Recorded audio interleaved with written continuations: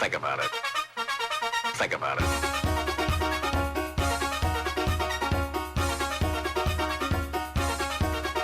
Think about it.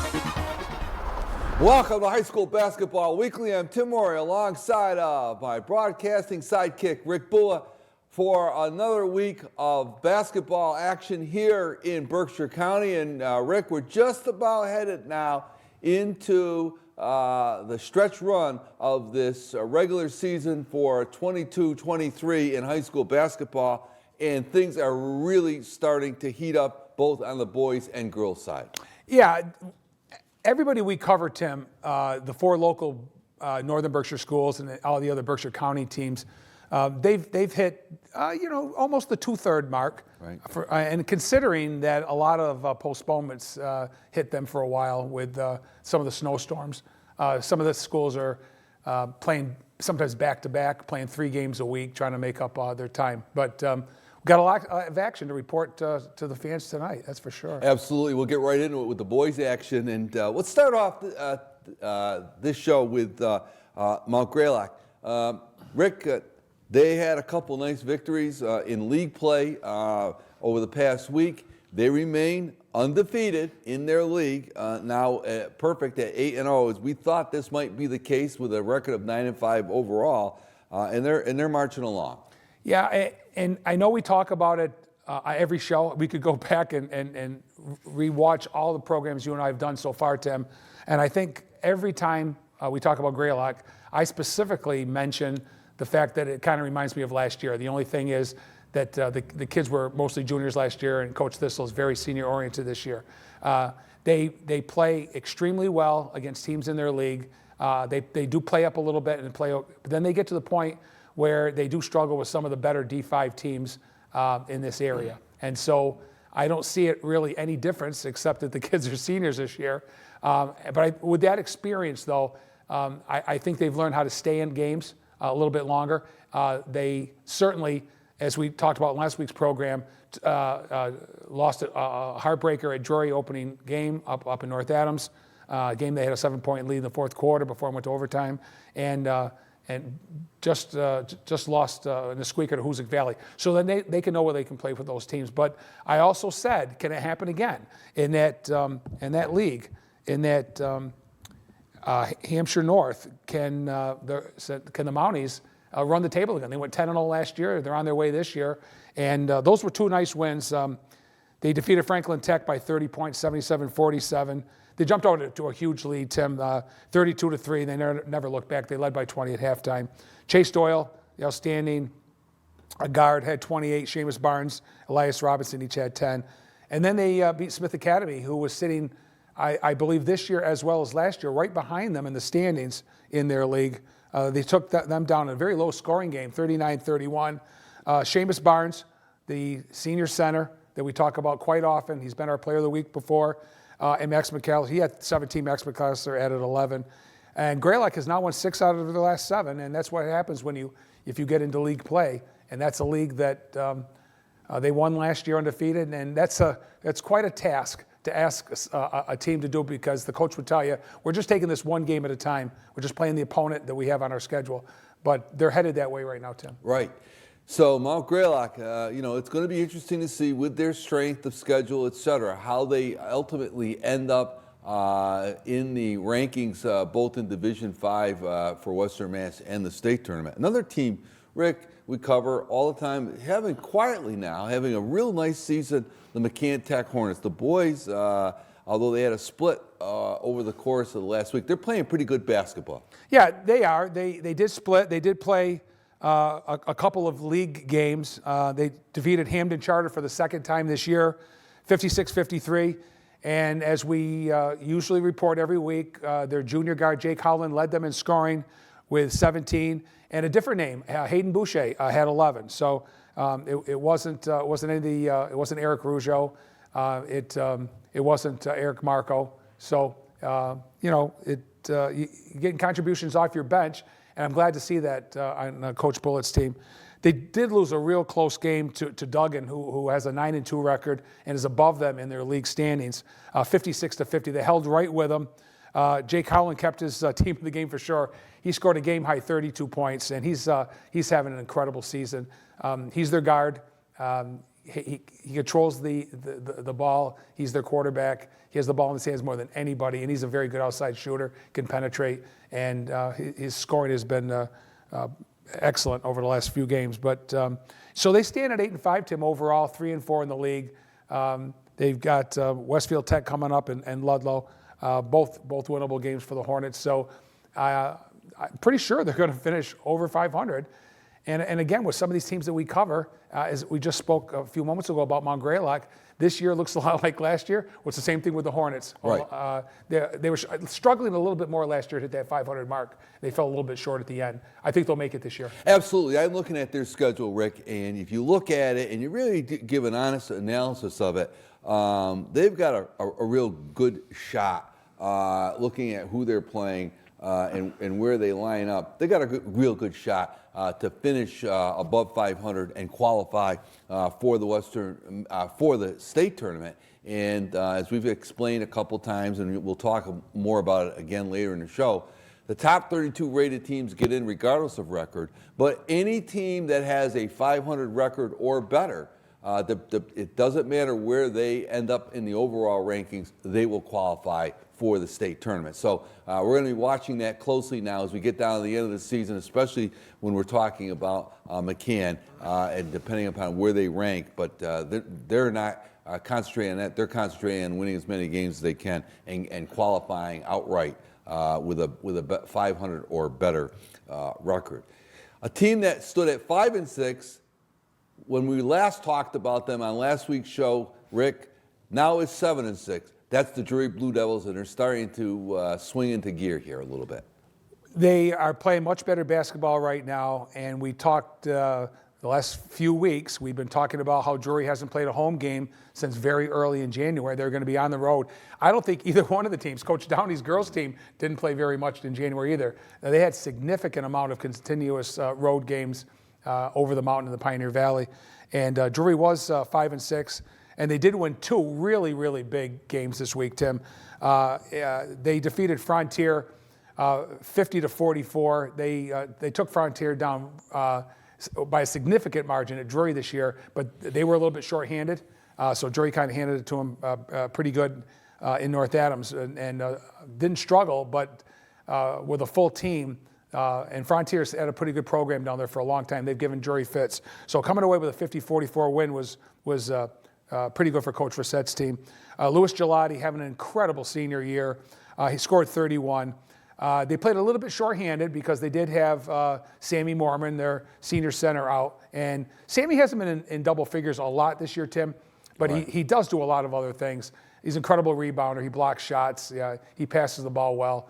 As long as he's doing some scoring, and Ahmad David is scoring in double figures with Louis Gelati, that's their recipe for victory. So that was a nice win.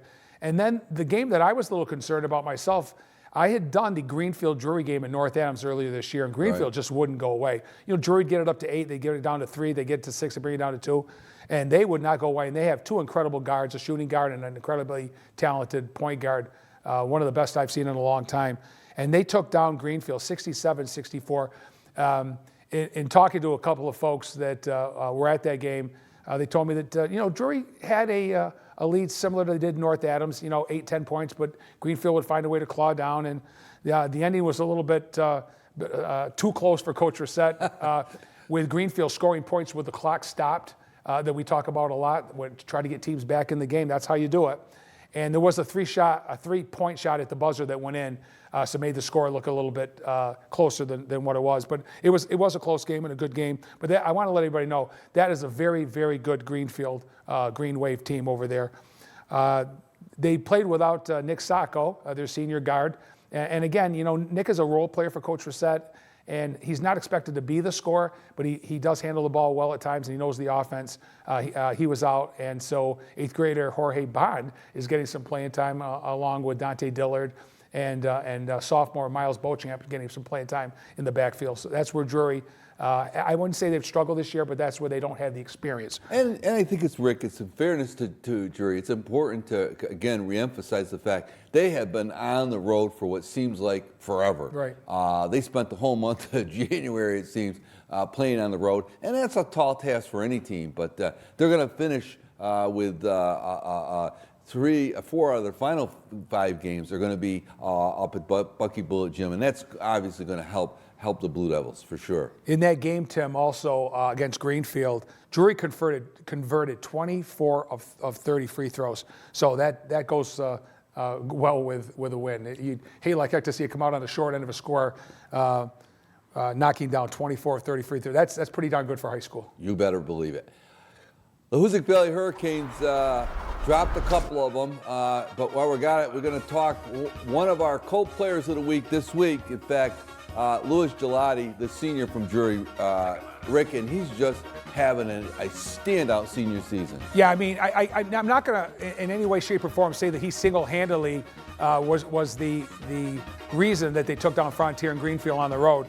But if you take a look, 31, and then I never even mentioned before, 29 against Greenfield. Between he and Amont David did a great job against Greenfield. But Louis Gelati, the outstanding senior, recorded his 1,000th point not too long ago, and he's getting very close now to catching Hayden Bird. So this is going to be a few Drury 1,000-point scorers that are up at the banner at that school where Louis may step over them a little bit. But he is leading Berkshire County in scoring, and he had an incredible week last week. Hoosick Valley had 2 very difficult games at home this past week. They came up on the short end of both of them, but they played 2 tough teams, 2 of the better teams in Division IV in Western Mass, if not all of the state of Massachusetts. And the first game, of course, we did this one on Northern Berkshire Community Television. A game we did, they lost at home to a very good Wacona team, 68-50, Rick. And, that game was close at halftime. I think it was 34-30. And I said at halftime, Tim, when we were on break, that, I didn't think Hoosick played their best ball. They didn't shoot all that well, and Frank Field was a little bit quiet. And they still were only down by 4 points. But that's an incredibly talented Coach Belcher team that he has down there. But they hung right with him for most of the game, pulled away late in the game. And they have a lot of players that can score. It's just the bottom line to it. They present a lot of matchup difficulties. They're led, Wacona led by their outstanding senior Brody Calvert, 1,000-point score for his career. He had 22, and they followed up with Pat McLaughlin. It's 19, Chapman and Picard with 11 each. So they're a tough squad for sure, no question about it. I thought we might be able to see some highlights of that game if we had them cut. But yeah, here we go. These are the highlights from that. You got Chapman there hitting that 3-pointer, and then he comes right back. Calvert on transition. Adam Wick, the freshman, he had a big 3-pointer there. Just a freshman. We've talked about that freshman trio for Hoosick Valley. And then, of course, Joey McGovern, the outstanding junior. And Pat McLaughlin, he can fill it up, as can McGovern, who's shooting it from way downtown. And again, here's the senior, Adam Wick, from the corner. And then a couple great feeds here by Frank Field. You saw that one first to Zabo, and then to the freshman, Quinell Bradley, who's starting to really come on. And that shows you what kind of player Frank Field is. Yeah, and when we decided to show some clips of that game, I said, you know what, Frank's their leading scorer. He's been their leading scorer, or at least one of the leading scorers over the last couple of seasons, and he's only a junior, and he's very, very unselfish, incredibly unselfish. And those were great assists. Right. Hoosick Valley came up short the other night against Monument Mountain, another outstanding team in their league. But Hoosick Valley had a chance to win this game. They were right in it, right to the end, Rick. Yeah, when I saw the score and read the write-up, I saw that it was a big three by a player from Great Barrington from Monument, that it wasn't Wellenkamp and it wasn't Cahill, but they've got a lot of talent down there. And when you can get your bench play, that young man hit 4. It was Griffin McElroy. Right. He had 4, and his last one was the big one. And I guess the way I was described, that Huzik needed a stop that they just couldn't get, but they hung right with him. And they had lost down in Great Barrington on opening. I think it was their second game. Right. It was the game after Palmer, first road game. But they lost by 25 down there, and Carlson and Wellenkamp did all the scoring, but they were held to 8 points. And if you told me that they only scored 8 points in Cheshire, I would have thought for sure that Huzik would have snuck that out. But you can see that any given night, it doesn't matter how many points you lost to a team. If you play them again, you play them at home, it might be a different outcome, and they almost squeaked that one out. Right. And our second co-player of the week, the outstanding junior Frank Field. He had a big week for Huzik Valley. Rick. Yeah, unfortunately 2 losses, but without Frank, he's their mainstay, and he's got to be very careful, with his knees, and playing with a different brace. We noticed the Wacona game, and he had 13. Came back with 20 against Lee and a nice win, and 20, and kept him and his team in the game. I think he was the only player in double figures. I think Joey McGovern was held to 9 against Monument. Right. Let's take a look while we got a chance here before we turn over to the girls' action. The standings for the leagues we talk about a little bit, so people get an understanding of where everyone matches up here. And there you can kind of see it in the Hampshire South. Drury right in the middle of the pack. It's going to be tough for them to overtake Hopkins and Pioneer, but they're not out of it yet, because they're going to play these teams. They get another shot at both those squads coming up. So it'll be interesting to see what Drury can do there. You see on the other side, the boys Hampshire North, Greylock in command there, undefeated with an overall record of 9-5. So we'll see whether they can run the table again this year. And then there's that very difficult Bi-County East. You see there, Monument Mountain, Wacona jammed up there at the top, followed closely by South Hadley and Huzik Valley. So you kind of see the competition that the Hurricanes are playing in their league.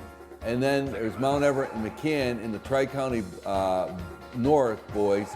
And you see the overall records there. I think Ludlow probably is going to win that league, Rick.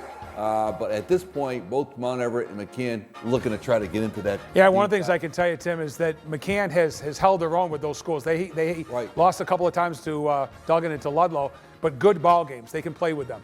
And let's take a look quickly at the latest state tournament rankings for Division 5. Now, you'll see there, again, as we talk about, the top 32 teams in the state get an automatic bid into the tournament regardless of their record. And right there you see Taconic on top, Pioneer, Hopkins, Greenfield. We talked about all 3 of those teams. Huzik and Drury, Mount Greylock there at 30. McCann is not in the top 32 yet. And we'll feature them next week. We'll get in with their rankings.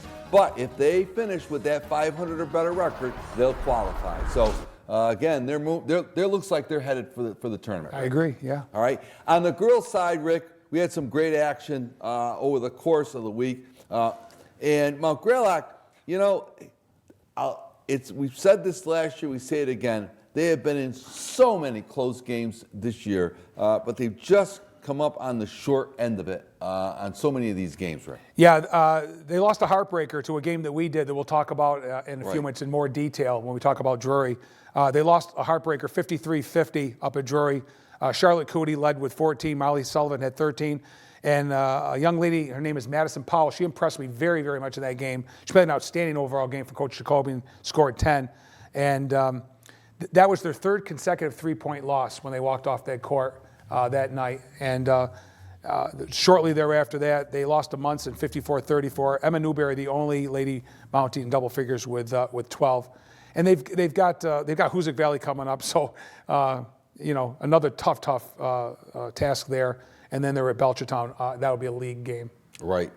McCann Tech, 1-9, 0-7. They continue to struggle along. They've been playing better basketball as of late. They've lost some close ones, Rick, but they at 1-9, 0-7, they're going to have a difficult time qualifying for the postseason. Yeah, they just haven't had the magic yet to pull out some of these games at the very end, but they've hung with these teams. The game that I did a couple weeks ago, Renaissance, that has an 8-5 record, they took them right down to the wire and lost that one. They lost a real close game to Mount Everett, 38-35.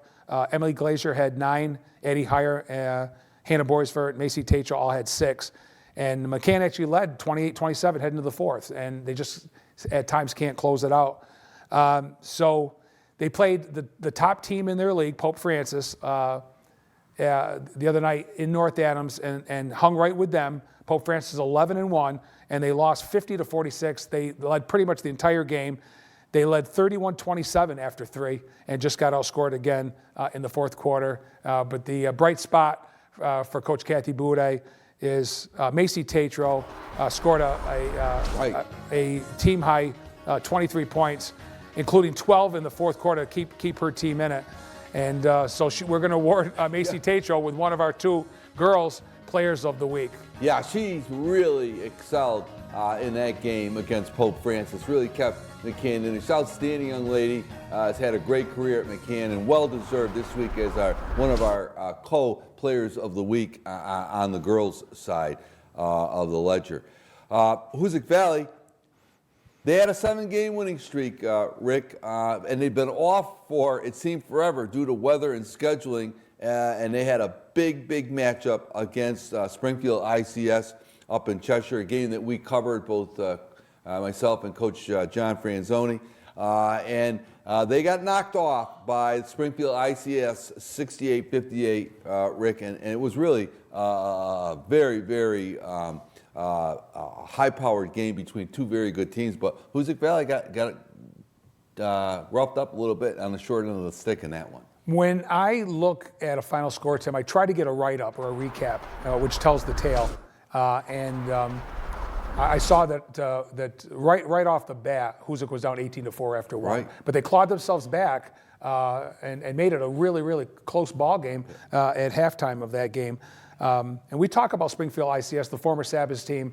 We talk about them mostly because they're in Drury's League in the Central, and that the Blue Devils have competed with them the last 2 years. They haven't gotten over the hump yet, but they've competed really hard. And we've talked a little bit about sometimes how it's matchups, but that's a very young but a very talented team that you covered last night. Yeah, no question about it. They are going to be a team to be heard from both this year and in years to come.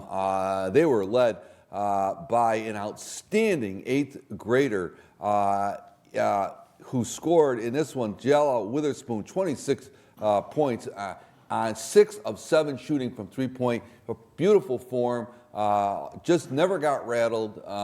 And their backcourt features a 9th grader, an 8th grader, and a 7th grader, Rick, along with the 2 bigs that Springfield ICS has. And, Springfield ICS with Alicia Mitchell, she's outstanding in her own right, but she was in foul trouble most of that game. She finished with 12. The Hurricanes, they had balanced scoring as always, 15 points by Ashlyn Schur and Gabby Billets, and Taylor Garabedian chipped in with 14, but they just dug themselves too big of a hole and came up on the short end of the stick in this one. So a good game. We may see these 2 teams in the Western Mass tournament down. I would not be a bit surprised. down the road. But let's talk about the Drury Blue Devils, Rick. They now stand at 6-7, 5-4, but and they went 1-2 during the week, Rick. But their season might have been saved here by a last-second shot in a game that you covered. Yeah, they went 1-2, and so they're just a little bit under 500, 6-7, 5-4 in the league. The games that they did lose, Tim, were kind of disappointing games. They had previously beaten Belchertown by 4 points in North Adams, but lost by 9, 44-35 there. But they were down 17-4, and I talked to Coach Downey, and he said, you can't go on the road and get down 17-4. We did fight back. We did win the second, third. They scored more points than Belchertown the rest of the game, but that 17-4 was just too much of a deficit. Morgan Sarkis, the only Blue Devil in double figures against Belchertown, she had 10. And then they played Mount Greylock in a game that I did up at Drury High School last week, and it ended up being an incredible ball game. It was a very, very hard-fought game. It was a foul fest, and Right. It was turnover after turnover.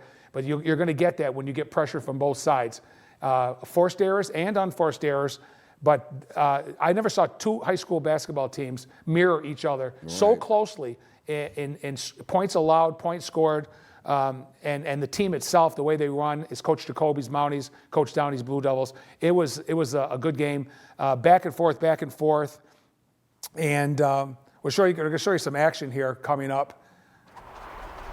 Alyssa Russell starts off the very first points of the game, a nice three. Here's Brooke Bishop getting a nice feed and knocking down two from the paint. Charlotte Cootie, the outstanding sophomore center off the glass. That's what she does. There's Mia Filio with a long three, knocking that down. Filio comes right back on a drive, puts one up, it floats in. And then at the end of the first half, Drury down by 6. Morgan Sarkis from the corner hits it, and it's now 24-21. And with a score 50-48 Drury, Charlotte Cootie's at the line. She gets 2 shots. She makes the first, and she goes to the line after a timeout. The Coach Jacoby told to set up defense. She makes the second shot, makes it 50-50, and here's the end of the ball game.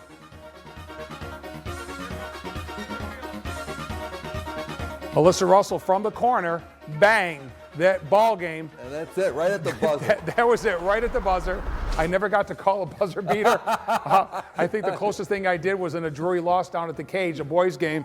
But the ball was put in play by Brooke Bishop. She got it to Jacinta Felix. Jacinta brought it up. On the wing, she hit Lauren Davis, who saw Alyssa Russell sitting all by herself in the corner. And as the clock went off, she drained it, and it's every kid's dream, whether you're playing in your driveway or in a school parking lot or wherever you're playing basketball. Every kid dreams of a last-second shot, and that could have saved their season. We'll see what happens. We'll see. Like the Drury boys, Tim, they are home a lot to end the season. Exactly, and for that outstanding performance against Greylock, Alyssa Russell is our second co-player of the week, and it's well-deserved. This is her second time as Player of the Week, and Alyssa's had a great senior season for the Drury Blue Devils. So congratulations to Alyssa Russell. And let's take a look now at the girls' conference action. And there you see it. Drury, in that very difficult league with Springfield ICS and Belchertown, they stand at 6-7 overall. It's unlikely that they're going to win that league, but right now they're thinking about the postseason. On the reverse side, you see the Franklin West, Mount Everett. It's still potential there for them. And again, they've got a 500 record, 5-3 in their conference. They'd like to win that league and, of course, qualify for postseason. In the girls' suburban, well, there you have it. Amherst, Hoosick Valley, Wacona, and South Hadley. Everybody all jammed up there, and still everybody playing for a chance to win that league and obviously qualifying for postseason. And I might want to add, Tim, Hoosick Valley did give Amherst their only loss. So. Exactly. So we'll see. They're done playing with each other, playing each other for the year. So we'll see where that ends up. But looking at now the Division 5 state rankings, Rick, there you see. Now this is going to change. This was before Springfield ICS and Hoosick matched each other. 3 and 6. Taconic at 11. Lennox at 14. Mount Everett at 31, and Drury now at 37. So they're out of the top 32 at this point. So their path to the postseason is with a 500 or better record. At this point, they could still get into that top 32. We'll be watching it closely as we go on. Our high school game of the week, Rick, a game that you're going to be doing Hopkins and Drury. That's a great rematch between two really fine teams. Yeah, Hopkins and Drury have played for the last several seasons. They used to do the Tip-Off Classic down at the Curry Hicks Cage, Tim, to open the season. But with the Pioneer Valley creating the new leagues that we're in right now, they're in the same league. So Drury got the better of Hopkins twice last year, but Hopkins knocked off the Blue Devils already this season down in Hadley, and they will be in North Adams on Friday the 3rd. Actually, Coach tomorrow Franzoni night. and I will be there to broadcast that ball game, and we'll be reporting on that game next week. And I really think, Hopkins only lost by, or just beat Greenfield by a point, and got beat the other night by Frontier, two teams that Drury just beat. So hopefully Drury will give them a battle up there. Should be a dandy. Of course, you can always catch all the high school basketball recaps on High School Basketball Weekly right here on Channel 1302 every Thursday at 7:30, Saturday at 10 o'clock, and Sunday at 7 o'clock. And immediately following this game, Rick, if you haven't seen the whole game, you get a chance to see that outstanding Drury-Greylock matchup that we talked about that was won on the last second shot. So you know how the game ended out, but you might want to just tune in and see the whole game. It was a real thriller. Until next week on High School Basketball Weekly, I'm Tim Morey for Rick Bua saying, see you next week on High School Basketball Weekly. So long, folks.